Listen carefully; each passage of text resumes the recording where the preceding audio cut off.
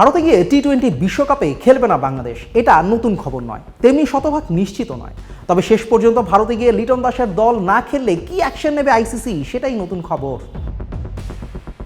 আইসিসির সূত্র ধরে এএফপি এবং বিভিন্ন ভারতীয় গণমাধ্যমে প্রকাশিত হয়েছে, ভারতে গিয়েই বিশ্বকাপ খেলতে হবে বাংলাদেশকে, নয়তো টুর্নামেন্ট থেকে বাদ পড়ার ঝুঁকি নিতে হবে বাংলাদেশকে।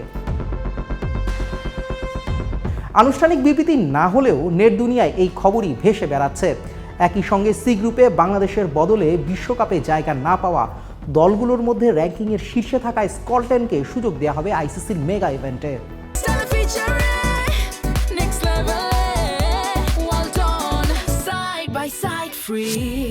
গেল সপ্তাহে আইসিসি প্রতিনিধি দল ঢাকায় এসে সভাপতি আমিনুল ইসলাম বুলবুলের নেতৃত্বাধীন বিসিবির সঙ্গে সভা করে ভারতে বাংলাদেশকে খেলার অনুরোধ করে। তবে বাংলাদেশ তাদের ম্যাচগুলো নিরাপত্তার স্বার্থে সহ আয়োজক শ্রীলঙ্কায় স্থানান্তরের পূর্ণ দাবি জানায়। তাৎক্ষণিক কোনো সিদ্ধান্ত না আসলেও প্রতিনিধি দল ফিরে গিয়ে এমন আক্রমণাত্মক সিদ্ধান্তের কথা প্রকাশ করে। শেষ পর্যন্ত 21 জানুয়ারির মধ্যে এটাই যদি চূড়ান্ত সিদ্ধান্ত হয়, তবে নিরাপত্তা ইস্যু ও জীবনের ঝুঁকি নিয়ে ভারতে 2026 টি-20 বিশ্বকাপে খেলবে না বাংলাদেশ। আদিল আহমেদ শান, চ্যানেল আই, ঢাকা।